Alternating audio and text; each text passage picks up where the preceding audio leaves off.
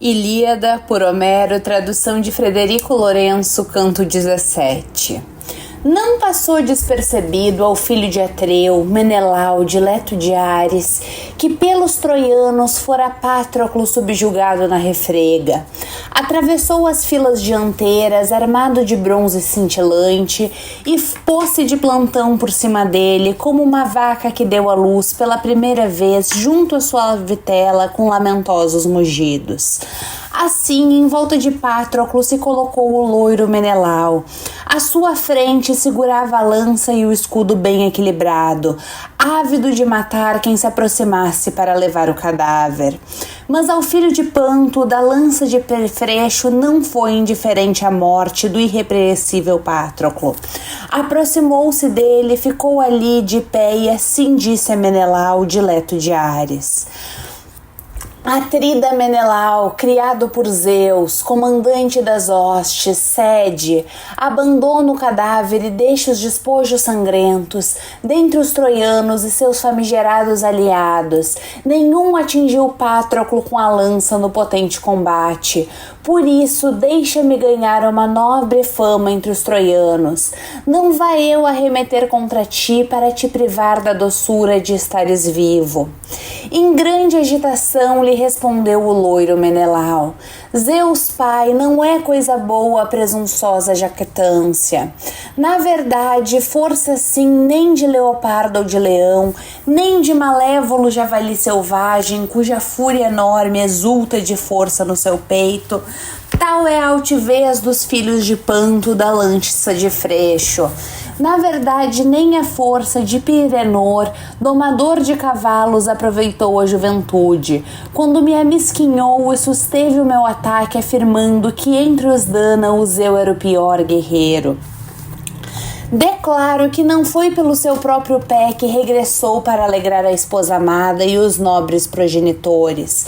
Do mesmo modo, deslaçarei a tua força se me enfrentares cara a cara, mas sou eu próprio que te digo para retrocederes de novo para a turba.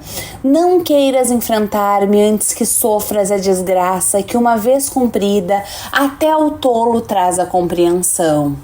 Assim falou, mas não o convenceu, pois em resposta lhe disse: É agora, ó Menelau, criado por Zeus, que terás deveras de pagar o preço do meu irmão, que mataste, sobre quem te vangloriaste. Fizeste enviuvar sua mulher no íntimo recesso de seu tálamo recente. Dor indizível e sofrimento proporcionaste aos seus progenitores. Tornar-me-ia contudo para eles, coitados, com uma consolação na dor, se eu conseguisse levar a tua cabeça e as tuas armas, para pôr nas mãos de Panto e de frontes divina. Todavia, não ficará muito tempo por resolver ou combater essa labutação, quer seja no sentido da vitória ou da fuga. Assim dizendo, arremeteu contra o escudo bem equilibrado, porém o bronze não o atravessou. Virou-se a ponta dentro do escudo possante. Em seguida, com seu bronze se atirou contra ele o atrida Menelau, com uma prece a Zeus pai. Enquanto o outro cedia, deu-lhe uma estocada na base da garganta, arremetendo com a massa muscular, confiante na mão pesada. A ponta da lança trespassou-lhe por completo o pescoço macio. Tombou com um estrondo e sobre ele ressoaram as armas. De sangue se umedeceram seus cabelos, que eram como os das graças, com as tranças entretecidas de ouro e prata. Tal como o lavrador trata de uma pujante vergôntia de oliveira em terreno solitário, onde brota quantidade suficiente de água, árvore bela e frondosa, a qual faz estremecer as brisas de todos os ventos e floresce com flores de cor branca. Mas de repente vem a rajada de uma desmedida tempestade e arranca a árvore da terra, deixando-a estatelada no chão. Assim é o forbo da lança de Freixo, filho de Panto, Panto, o atrida Menelau matou, depois apressou-se para suas armas. Tal como o leão criado nas montanhas, confiante na sua força, da manada pastar arrebata a melhor das vacas. Primeiro com a dentição possante lhe agarra o pescoço e depois devora-lhe o sangue e todas as vísceras. Na sua fúria, enquanto à volta cães e pastores gritam repetidamente de longe, mas sem quererem aproximar-se, pois na verdade os domina o pálido terror. Assim não havia coragem nos peitos dos troianos que ousasse enfrentar o glorioso Menelau. Então facilmente teria o Atrida levado as armas gloriosas do filho de Panto, se ele não as tivesse sonegado Febo Apolo, que contra ele incitou Heitor igual do célere Ares, assemelhando-se a Mentes, comandante dos Cícones, e falando-lhe proferiu palavras aladas. Heitor, estás a precipitar-te para alcançares o inalcançável. Os cavalos do fogoso é ácida, porém difíceis são eles de serem domados ou conduzidos por homens mortais, à exceção de Aquiles, que foi gerado por mãe imortal. Entretanto, o belicoso Menelau, filho de Atreu, pôs-se de plantão por cima de Patroclo e matou o melhor dos troianos, Euforbo, filho de Panto, travando-lhe a bravura animosa. Assim dizendo, de novo ingressou o Deus no esforço dos homens. Porém, o espírito de Heitor se adensou sombriamente com funesta tristeza. Olhou de relance para as falanges e logo viu que Menelau despojava Euforbo das suas armas gloriosas, jazendo este por terra, e o sangue não parava de correr da ferida aberta. Atravessou as filas dianteiras armado de bronze cintilante, emitindo gritos penetrantes, semelhante à chama indefectível de Hefesto. Seus gritos não passaram despercebidos ao Atrida, que em desespero assim disse ao seu magnânimo coração: ai de mim, se eu deixar para trás as armas gloriosas e o próprio Patroclo, que aqui jaz morto por causa da minha honra, receio que algum dos Dânaos me repreenda se vir o que se passa. Mas se sozinho eu travar combate com Heitor e com os troianos, por vergonha, receio que me circundem, sendo só eu e eles muitos. Pois todos os troianos conduz para cá Heitor do elmo faiscante. Mas por que meu coração me recomenda essas coisas? Quando um homem quer a revelia dos deuses combater um homem, honrado por um deus, depressa ao seu encontro rola grande desgraça. Por isso não me repreenda nenhum dos anos que me veja ceder perante Heitor, visto que ele luta por vontade divina. Mas se porventura eu encontrar Ajax excelente em auxílio, ambos poderíamos voltar de novo e dedicarmos-nos ao combate, ainda que contra a vontade divina, na esperança de saudarmos o cadáver para o pelido Aquiles. Dos males seria este o menor. Enquanto assim ponderava no espírito e no coração, avançaram as falanges dos troianos, lideradas por Heitor. Então Menelau retrocedeu de onde estava e deixou o cadáver, voltando-se permanentemente como leão barbudo, a quem cães e homens escorraçam do estábulo com lanças e gritos. E o valente coração se gela no seu peito enquanto se afasta contrariado dos currais da granja. Assim de Patroclo se afastava o loiro Menelau. Voltou-se ali e estacou de pé. Assim que chegou ao grupo dos camaradas, tentando discernir o enorme Ajax, filho de Telamon. Imediatamente o viu na aula esquerda de toda a batalha, encorajando os companheiros e incitando-os a combater, pois sobrenatural era o pânico que lançara Febo Apolo. Foi correndo e quando chegou junto dele, assim lhe disse: Ajax, querido amigo, apressemo-nos a proteger Patroclo morto, na esperança de a Aquiles podermos levar o corpo, o cadáver nu, pois já Heitor do elmo faiscante lhe despiu as armas. Assim falou, agitando o coração do fogoso Ajax, que caminhou por entre os dianteiros com o loiro Menelau. Ora Heitor despira de Patroclo as armas gloriosas e arrastava-os para dos ombros lhe cortar a cabeça com o bronze afiado e dar depois o cadáver aos cães de Troia para comerem. Ajax aproximou-se segurando o escudo como uma torre. Heitor retrocedeu e voltou para o grupo dos camaradas e saltou para o carro. Deu as armas gloriosas aos troianos para levarem para a cidadela, parecerem sua grande glória. Mas Ajax cobriu o filho de Menécio com seu enorme escudo e pôs-se de plantão como um leão em torno das suas crias, com que na floresta, caminhando à frente dos jovens leões, homens caçadores deram de cara, e o leão exulta na sua força e faz descer todo o sobrolho até ocultar os olhos. Assim Ajax se pôs de plantão perto de Patroclo, o herói. E ao seu lado estava o atrida Menelau, dileto de Zeus, que nutria em seu peito enorme sofrimento. Mas Glauco, filho de Hipóloco, condutor de homens da Lícia, fitou Heitor com sobrolho carregado e repreendeu-o com aspereza. Heitor, és um homem lindo, mas na guerra deixas muito a desejar. Em vão te abrange uma nobre fama, quando não passas de desertor. Pensa bem agora como poderás salvar a cidadela, só e auxiliando tão somente por soldados nascidos em Ílion. É que dos lícios ninguém sairá para combater os dânaos em benefício da cidade, visto que não há gratidão ao que parece, por quem combate incessantemente contra homens inimigos. Como salvarias tu na turba um homem de linhagem pior? Ó miserável, quando a Sarpedon, teu hóspede e amigo, deixaste como presa e despojo para os argivos. Ele que tantas vezes te foi útil, tanto à cidade como a ti quando era vivo, agora nem coragem tens para afastar dele os cães.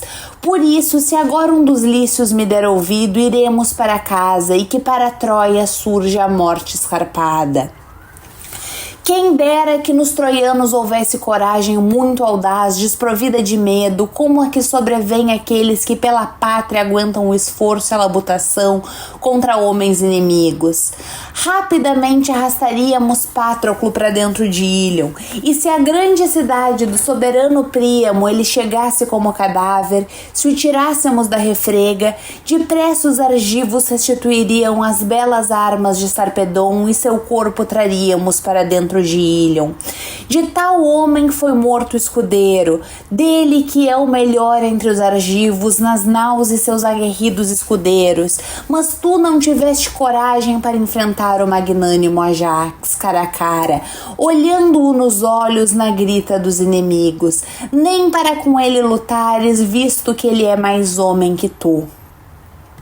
Fitando-o com sobrolho carregado, lhe respondeu Heitor: Glauco, por que razão te exprimiste, um homem como tu, com tal sobranceria? Pensava eu, caro amigo, que no siso superavas todos os que habitam na Lícia de férteis sulcos. Mas agora desprezo completamente o teu juízo pelo que dissestes. Tu afirmas não ter eu enfrentado na luta o enorme Ajax. Não estremeço com batalhas, nem com o estampido de cavalos, mas a intenção de Zeus é sempre superior à dos homens. Ele que põe em fuga o homem corajoso e facilmente defrauda da vitória quando ele próprio incita o combate. Mas vem para cá, meu caro, e põe-te ao meu lado e olha para isso. Vê bem se ao longo desse dia me mostrarei covarde, como dizes, ou se travarei algum dos dânaos, ávido embora esteja da peleja em torno do cadáver de Patroclo. Aos troianos bradou então Heitor, vociferando bem alto: Troianos, ilícios e dárdanos, prestos combatentes, sede homens, amigos, e lembrai-vos da bravura animosa, enquanto eu envergo as armas do irrepreensível Aquiles, belas armas que a força despede Patroclo depois de o matar.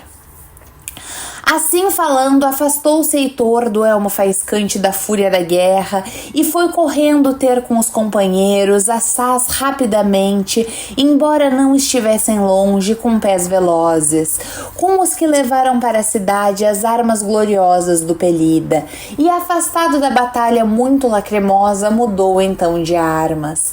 Deu as que ele antes envergara aos troianos, amigos de combater, para levarem para a sacra Ilion. Depois vestiu as armas imortais do pelido Aquiles, as quais outrora os deuses habitantes do céu ofereceram ao pai amado. Peleu, que envelhecido as dera ao filho, porém não seria vestido com as armas do pai que o filho envelheceria. Quando de longe viu Zeus, que comanda as nuvens, a vestir-se com as armas do divino Pelida, abanou a cabeça e assim disse a seu próprio coração: Ah, pobre desgraçado, na verdade não pensas na morte, e ela já está perto de ti. Tu que agora veste as armas imortais de um homem nobilíssimo, perante o qual tremem os demais. Mataste o companheiro dele, homem bondoso e valente, e de forma bem feia lhe despiste da cabeça e dos ombros as armas. Contudo, por agora te outorgarei grande força, como compensação pelo fato de já não regressares da batalha, para Andrômaca receber de ti as armas gloriosas do Pelida. Assim falou o Crônida, inclinando o azul sobrolho.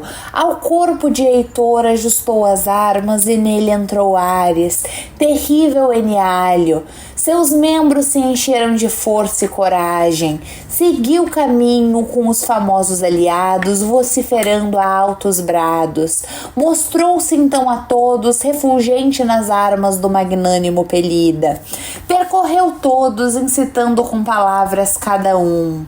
Mestles e Galco, e Médon e Tersíloco, Asteropeu e Dizenor e Hipótuo, Forces, Crômio e Énomo e Álgore, incitando-os proferiu palavras aladas. Ouvi-me, ó raças numerosas dos aliados circunvizinhos. Não foi porque procurei uma multidão ou dela precisasse que reuni cada um de vós das vossas cidades, mas para que me salvasseis as mulheres e pequenas crianças, dos troianos, dos aqueus amigos de combater. Com essa intenção, depaupera o povo por causa dos dons da comida, com que aumento a coragem de cada um de vós. Por isso, ide agora direitos contra o inimigo e morrei ou salvai-vos, pois é assim mesmo que se namora na guerra. Aquele que consiga arrastar o cadáver de Patroclo para o meio dos troianos, domadores de cavalos, e consiga travar Ajax, a esse eu darei metade dos despojos, ficando eu próprio com a outra metade, e a minha glória e a dele serão equivalentes.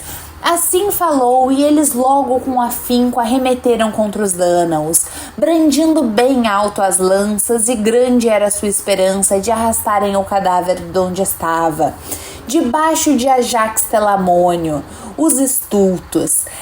A muitos privaria eles da vida sobre o morto. Foi então que Ajax falou assim a Menelau, excelente em auxílio: Querido amigo, Menelau criado por Zeus, perdi a esperança de nós dois regressarmos salvos da guerra. Já não é tanto pelo cadáver de Patroclo que receio, pois em breve fartará os cães de Troia e as aves de rapina. É mais pela minha própria cabeça que temo, por aquilo que poderá sofrer e pela tua, visto que tudo cobre a nuvem da guerra. Heitor, e para nós se manifesta já a morte escampada. Mas chama agora tu pelos regentes dos dânaos, talvez um nos ouça. Assim falou e não lhe desobedeceu Menelau, excelente em auxílio. Soltou um grito penetrante e assim disse aos dânaos: Amigos, regentes e comandantes dos argivos, vós que ao lado dos atridas, Agamenon e Menelau, bebeis o vinho do povo e dai ordens. Cada um de vós as hostes, e sobre quem recai a honra e a glória de Zeus. É-me difícil descortinar aqui cada um dos comandantes, tal é a forma como lavra o conflito da guerra. Mas que cada um avance por sua conta e se envergonhe no coração de que Patroclo se torne joguete dos cães de Troia. Assim falou e ouviu claramente o célere Ajax, filho de Oileu. Foi o primeiro a vir a correr ao seu encontro na batalha. Depois dele vieram Idomeneu e o companheiro de Idomeneu, Meríones, igual de Eniale, o matador de homens. Quanto aos outros, quem em seu espírito nomeá-los poderia? Foram tantos os que depois atearam o combate dos aqueus. Porém os troianos avançavam, cerrados, liderados por Heitor. Tal como quando na foz de um rio, alimentado pelo céu, a onda enorme brame contra a corrente e os promontórios. Em redor ecoou o som de força do mar marulhante. Assim gritavam os troianos enquanto ameaçavam. Mas os aqueus, com um só coração, ficaram em volta do Menécida, formando uma barreira com escudos de bronze. E em torno dos elmos coruscantes derramou o crone da escuridão cerrada, visto que nem anteriormente por ele odiara o foro Menecida, quando ainda era vivo e escudeiro do Eácida. O que Zeus odiava era que ele se tornasse joguete dos cães dos inimigos, os troianos, e por isso encorajou os amigos a defendê-lo. Primeiro os troianos repulsaram os aqueus de olhos brilhantes, que deixaram o cadáver e retrocederam. Porém nenhum deles mataram os altivos troianos com as lanças, embora quisessem, mas prepararam-se para arrastar o cadáver. Por tempo exíguo repeliram os aqueus, pois deveras rapidamente os incitou Ajax. Ele que em beleza e em façanhas guerreiras sobrelevava a todos os outros aqueus, à exceção do irrepreensível Pelida.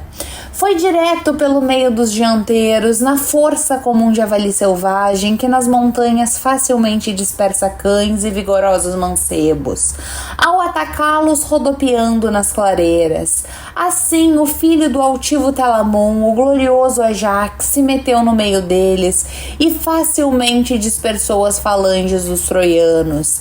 Eles que se posicionaram em volta de Patroclo, sobretudo decididos a arrastá-lo para a cidade deles e desse modo alcançar a glória. Ora, Hipoto, o filho glorioso de Leto, Pelasgo, arrastava o cadáver pelo pé no potente combate, tendo atado um cinto aos tendões dos 2 tornozelos, para assim agradar a Heitor e aos troianos. Mas depressa lhe sobreveio uma desgraça que nenhum deles logrou repelir, por mais que quisessem. Por trás da chusma, remeteu contra ele o filho de Telamon e golpeou-o de perto através do elmo com bucetes de bronze.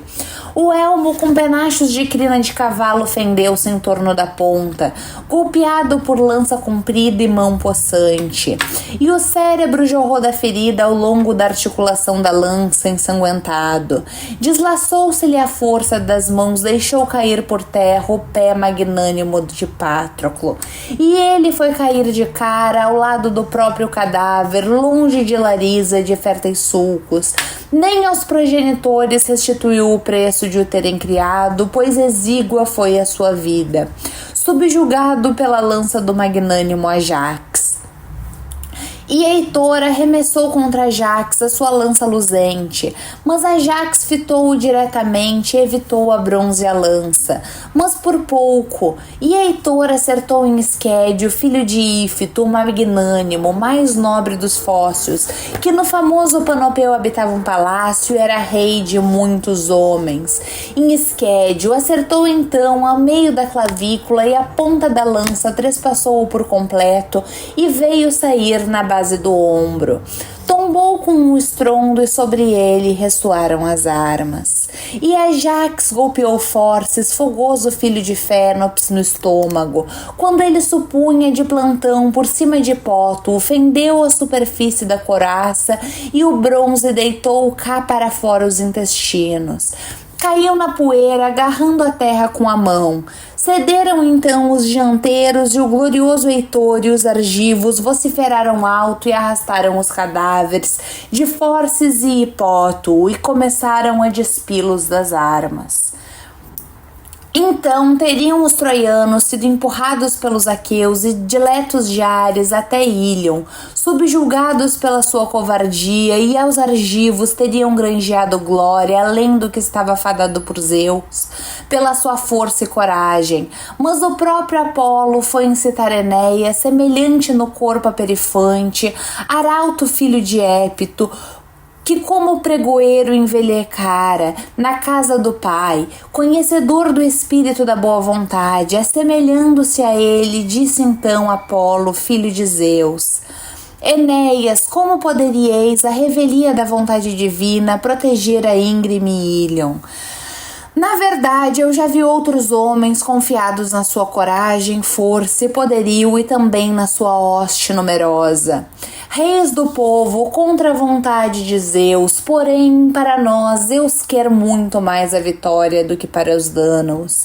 Mas indizível é o medo que tendes e não lutais. Assim falou e Enéas reconheceu Apolo, que acerta ao longe, quando olhou para seu rosto e chamou aos gritos por Heitor. Heitor e vós outros regentes e aliados dos troianos, que vergonha é esta de sermos empurrados pelos aqueus, amigos de combater para Ílion, subjugados pela nossa covardia? Mas ainda agora me disse um dos deuses, postando-se ao meu lado, que Zeus, o sublime companheiro, é nosso auxiliador na batalha. Por isso arremetamos contra os dânaos, para que tranquilos eles não levem para as naus o cadáver de Patroclo. Assim falou e saltou para tomar posição à frente dos dianteiros. Os troianos reagruparam-se e enfrentaram os dânaos. Foi então que com a lança Enéas estocou Liócrito, filho de Erisbante, valoroso companheiro de Licomedes. Ao vê-lo tombar-se, se compareceu Licomedes, dileto de Ares, que se aproximou de perto e arremessou a lança luzente, acertando em Apisaon, filho de Ipas, o pastor do povo, no fígado sob a cintura, e logo lhe deslaçou os joelhos. Apisaon, esse que vira de Peone de férteis sulcos, e a seguir Astroepeu, que se destacava pela excelência no combate. Mas ao vê-lo tombar, se compadeceu o belicoso Asteropeu, que se lançou em frente, ávido de combater os dânaos.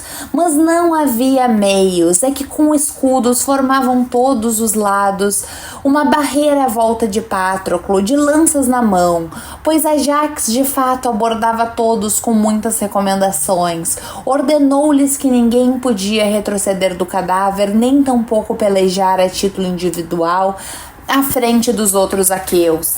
Tinham de estar junto do morto e lutar perto uns dos outros.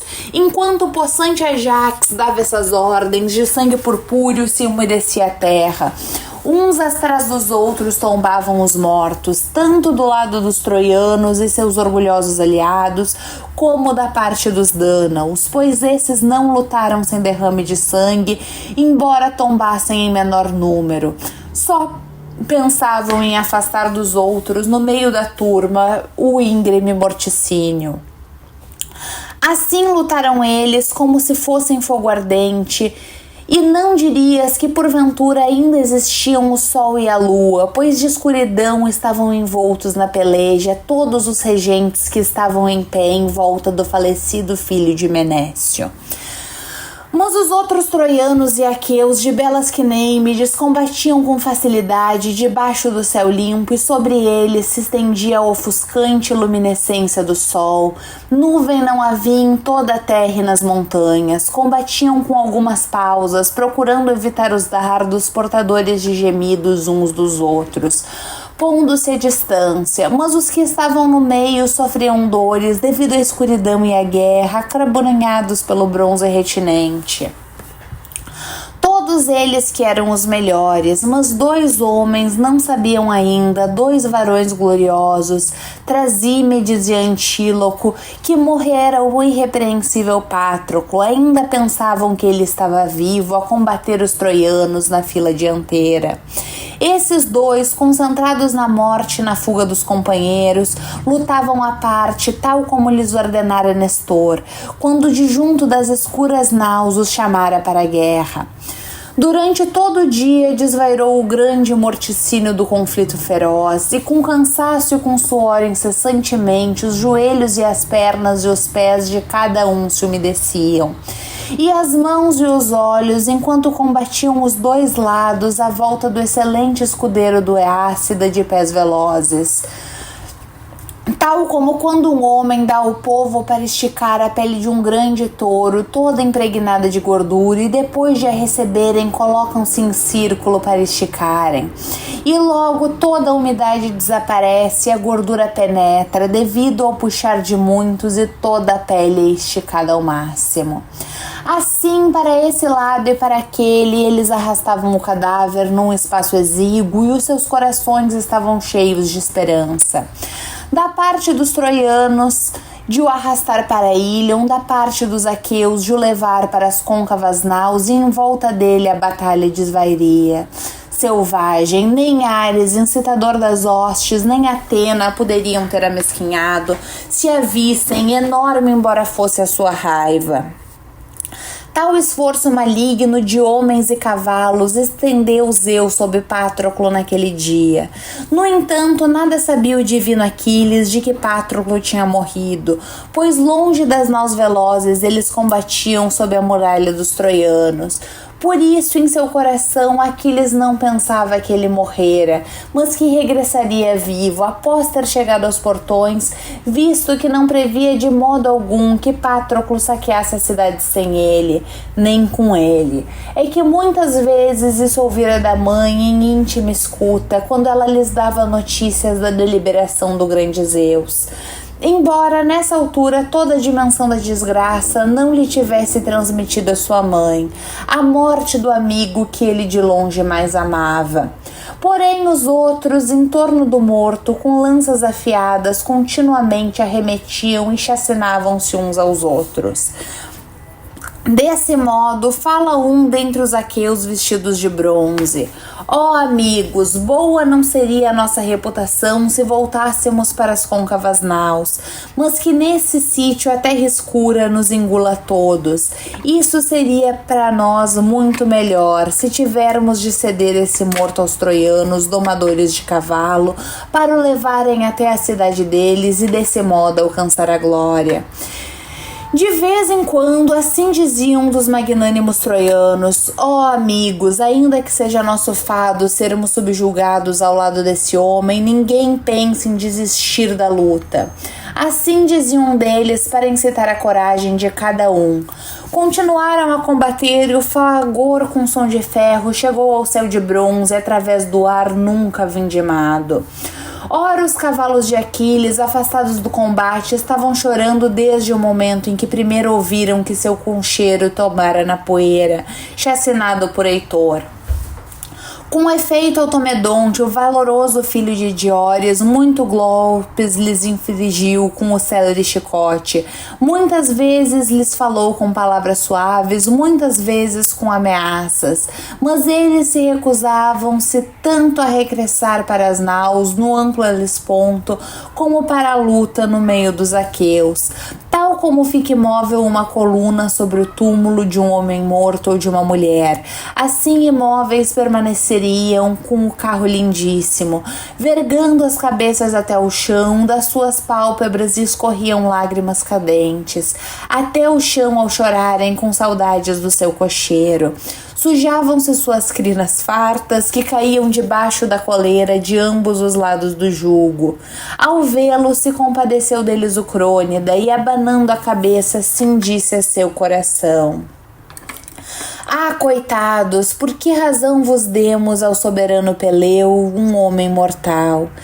E que vós sois isentos de velhice e imortais? Foi para que entre os homens desgraçados sentisseis a dor? Pois na verdade nada há de mais miserável que o homem de todos os seres que vivem e rastejam em cima da terra. Mas em vós e no vosso carro maravilhosamente trabalhado não montará Heitor Priamida. Não o permitirei. Não é suficiente que tenhas as armas e com elas em vão se ufane. Nos vossos joelhos e no espírito lançarei a força para que também Automedonte salveis da batalha. Em direção às côncavas naus, aos troianos darei ainda a glória de chacinarem até que cheguem as naus bem construídas e se ponha o sol, na altura em que sobrevier a escuridão sagrada. Assim dizendo, nos cavalos insuflou grande força, e eles sacudiram das suas crinas a poeira para o chão, e puxaram depressa o carro por entre troianos e aqueus. Atrás deles combatia Automedonte, apesar do desgosto pelo amigo, voando com o carro como um abutre no meio de gansos, pois facilmente ele fugia dos gritos de guerra dos troianos, para facilmente atacar, arremetendo através da multidão. No entanto, não matava ninguém quando depressa perseguia, pois não lhe era possível, sozinho no carro sagrado, atacar com a lança e controlar os céleres corcéis. Por fim o viu com seus olhos um companheiro, Alcimedonte, filho de Laérces, filho de Amon.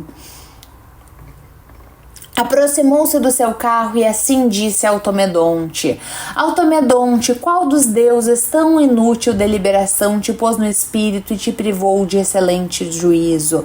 É assim que combatentes contra os troianos na turba dianteira isolado? Pois teu companheiro foi chacinado e suas armas envergas o próprio Heitor, ufano nas armas do Eácida. Em seguida lhe respondeu Automedonte, filho de Diores: Alcimedonte, que outro homem dentre os aqueus tem igual valor para dominar e conduzir o espírito de cavalos imortais além de Patroclo, igual de os deuses em conselho quando era vivo, mas agora encontrou a morte o fado. Porém tu agarra no chicote nas rédeas fulgentes e eu descerei do carro para que possa lutar. Assim disse, Alcimedonte saltou para o célere carro e rapidamente pegou no chicote nas rédeas com as mãos. E Automedonte desmontou, mas apercebeu-se o glorioso Heitor e logo falou a Enéas, que estava ali ao pé. Enéas, conselheiro dos troianos, vestido de bronze, descortinou ambos cavalos do Eácida de pés velozes, e apareceram na batalha conduzidos por cocheiros covardes. Tenho esperança de arrebatar essa parelha, se em teu espírito me quisesses ajudar, visto que eles dois não aguentariam o nosso ataque se tivessem de lutar conosco na batalha. Assim disse, não lhe desobedeceu o valente filho de Anquises. Foram ambos em frente, os ombros protegidos com escudos de pele de boi, fortes e ásperos, em cuja feitura havia bronze abundante, e com eles foram Crômio e o divino Areto. Ambos avançaram, pois grandemente esperava seu coração matar os homens e arrebatar os cavalos de sublimes pescoços. Os estultos, não seria sem derrame de sangue que de novo regressariam de junto de Automedonte. Ora ele rezou a Zeus pais e encheu-se o seu escuro peito de força e coragem. De imediato disse sim a Alcimedonte, seu fiel camarada: Alcimedonte, longe de mim não segures os cavalos, mas perto, para que sinta seu bafo nas costas. Não penso que Heitor Priamida faça parar sua fúria até montar nos cavalos de belas crinas de Aquiles, tendo-nos matados a ambos e desbaratado as falanges dos homens argivos, isso se ele próprio não morrer entre os dianteiros. Assim dizendo, chamou pelos ajantes e por Menelau: Ajantes, ó regentes dos argivos, e Menelau, passai a incumbência de velar por esse cadáver aos valorosos que se ponham em volta deles e repulsem as falanges de homens. Mas acudi-nos agora, que estamos vivos, e afastai a morte. É para cá avançam, trazendo a guerra lacrimosa, Heitor e Enéas, eles que são os melhores dos troianos. Mas na verdade essas coisas assentam sobre os joelhos dos deuses. Arremessarei também eu, e todo o resto competirá a Zeus. Assim disse, apontou e arremessou a lança de longa sombra e acertou no escudo de Areto, bem equilibrado dos lados. Mas o escudo não reteve a lança e o bronze entrou por completo e penetrou no baixo ventre através do cinturão, tal como quando um homem forte com o afiado machado golpeia atrás dos chifres um boi do curral e corta os tendões completamente e o boi cai para trás. Assim Areto saltou para a frente, mas tombou para trás, e a lança afiada, estremecendo-lhes nos intestinos, deslaçou-lhe os membros, mas Heitor arremessou contra Automedonte a sua lança luzente. Mas ele fitou-o de frente e evitou a bronze e a lança. Inclinou-se para a frente e atrás dele se fixou a lança comprida no chão. A ponta da lança estremeceu. Foi aí, contudo, que foi travada a fúria de Áries potente.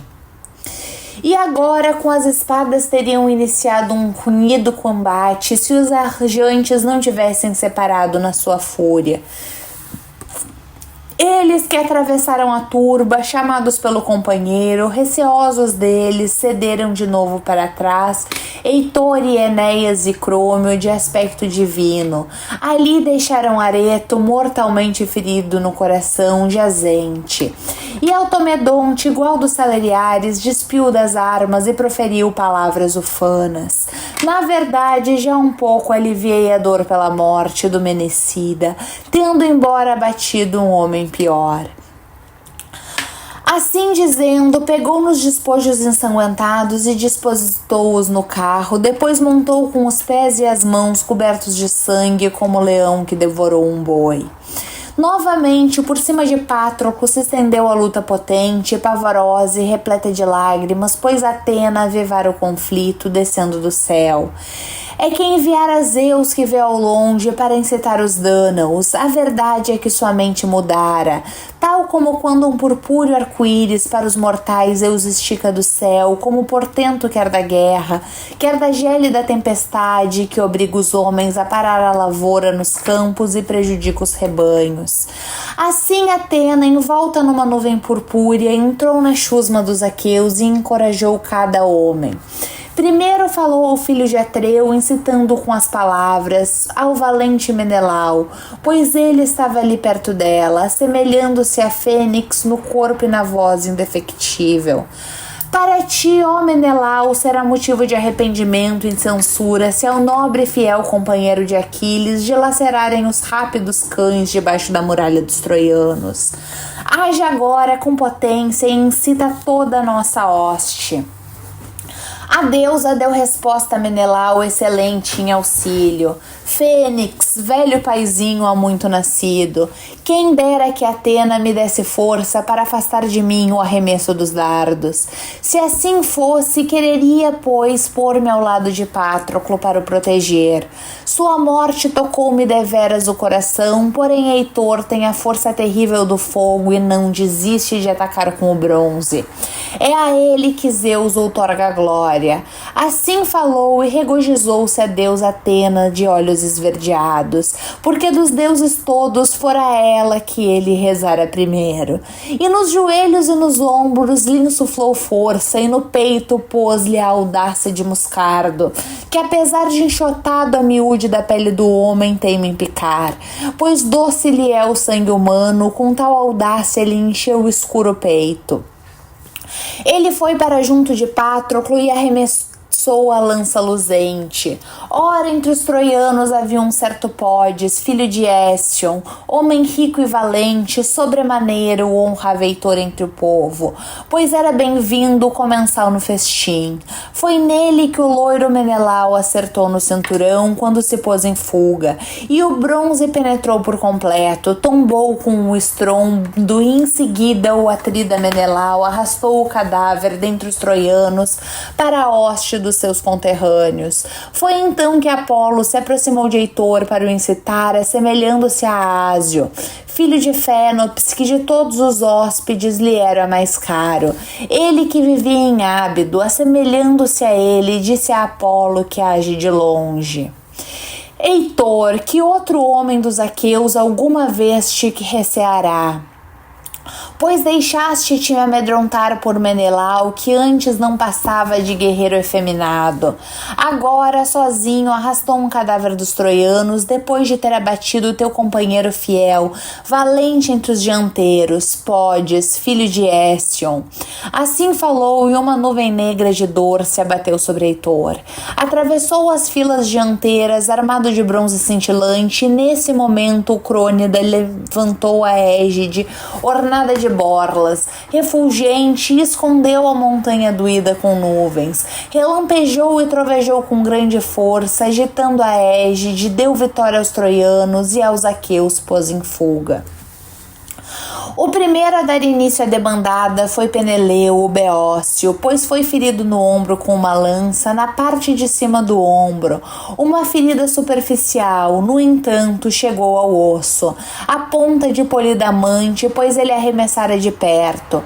Por seu lado, Heitor feriu Leito na mão junto do pulso. O filho magnânimo Alectrion travou-lhe o combate, mas depois retrocedeu ansioso, porquanto já não esperava no coração combater os troianos com a lança na mão. No momento em que Heitor perseguia Leito, Idomeneu golpeou na coraça, no peito junto do mamilo, mas quebrou-se a lança comprida, o que os troianos gritaram alto. Mas Heitor arremessou contra Idomeneu, filho de Deucalião, de pé no carro, mas não lhe acertou, por pouco.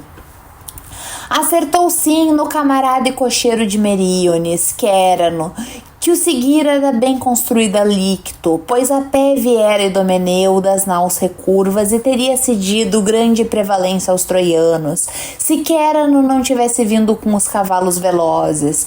Por isso chegou como luz para Idomeneu, evitando o dia fatal, embora ele próprio perdesse a vida nas mãos de Heitor, matador de homens, pois ele golpeou-o no maxilar, debaixo da orelha, a lança arrancou-lhe os dentes pelas raízes e cortou a língua ao meio.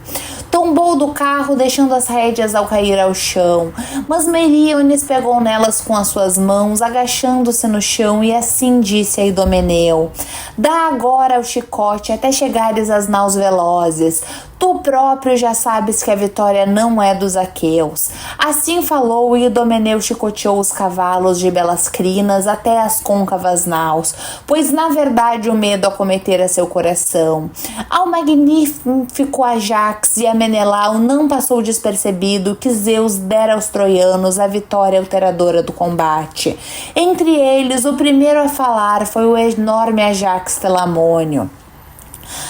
Qualquer homem, ainda que muito tolo, haveria de compreender que aos troianos o próprio Zeus Pai auxilia, pois os dardos deles todos acertam, qualquer que seja o atirador, seja covarde ou valente. É Zeus que lhe dá reto destino, porém em vão os nossos dardos caem inúteis no chão.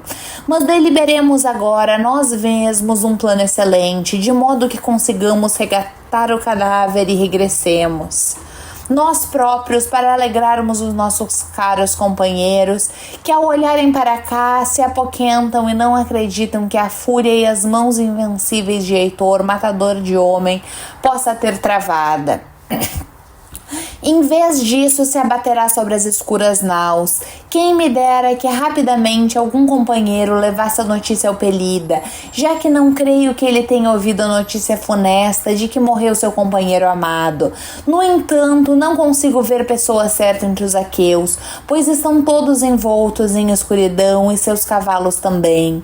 Zeus Pai, salva da escuridão o filho dos aqueus, torna o ar límpido e concede-nos que vejamos com os olhos. Mata-nos antes as claras, visto que tal é a tua intenção.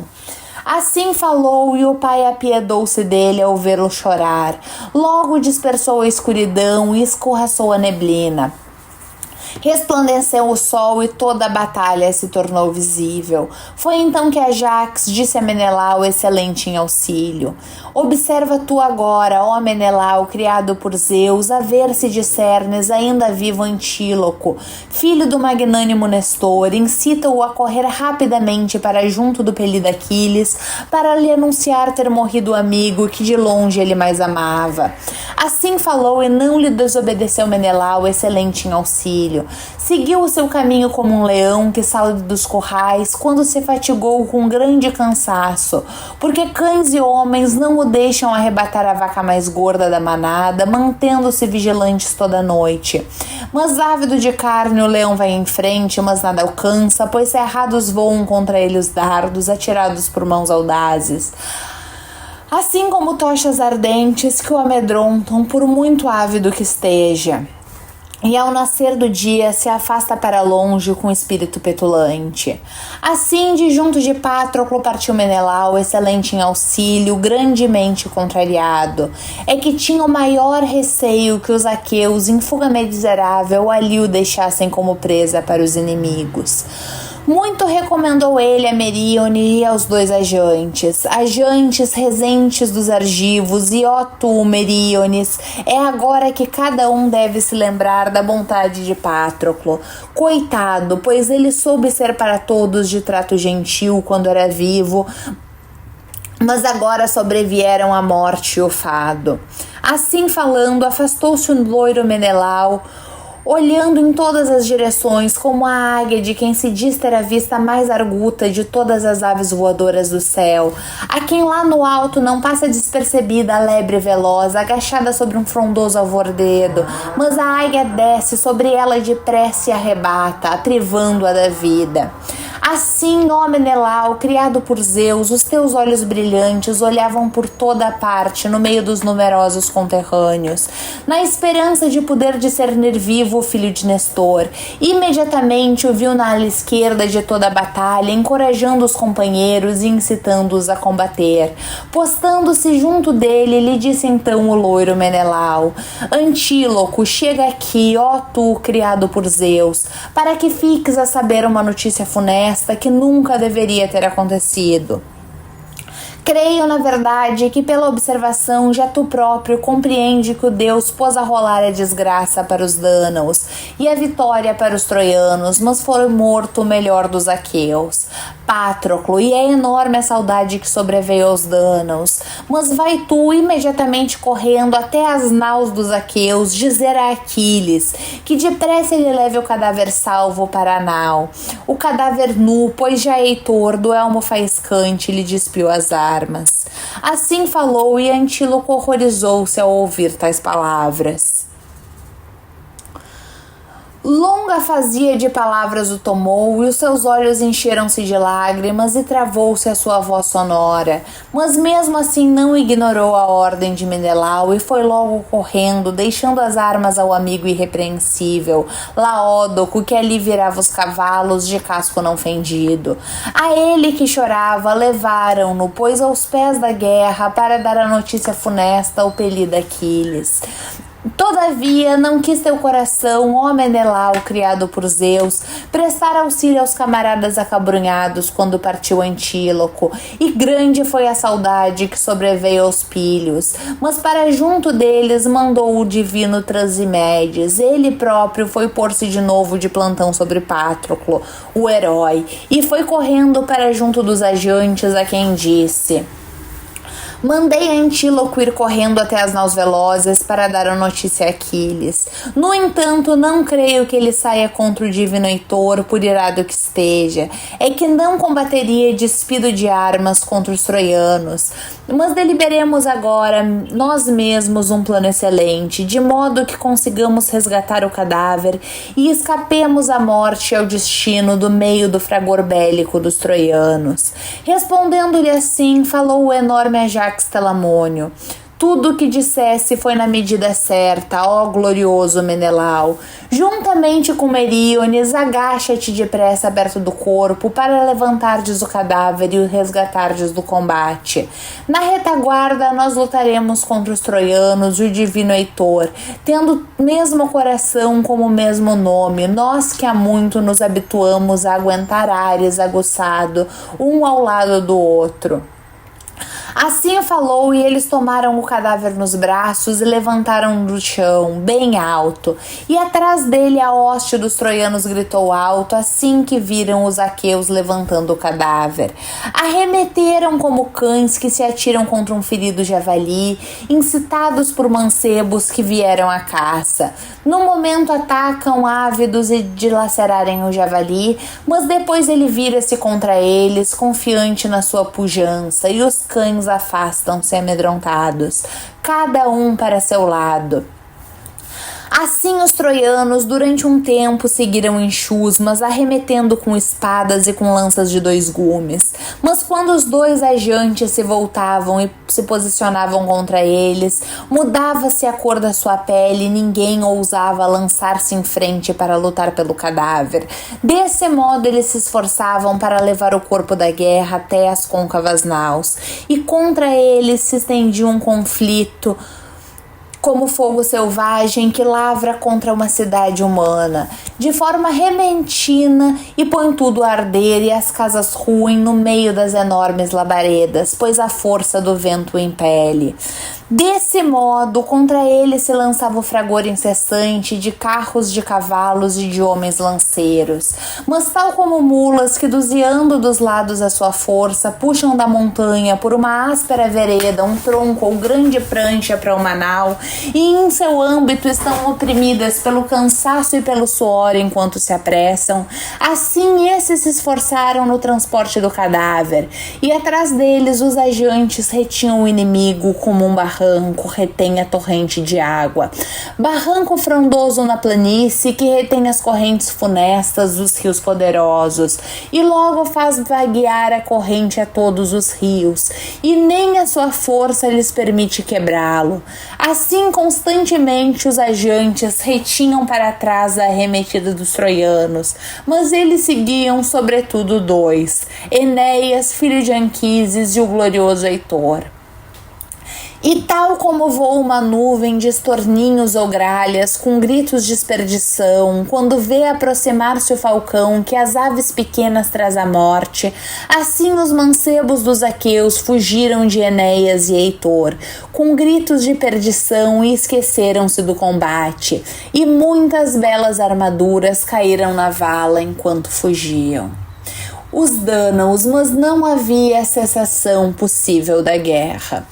Fim do canto 17, volto assim que possível com o canto 18.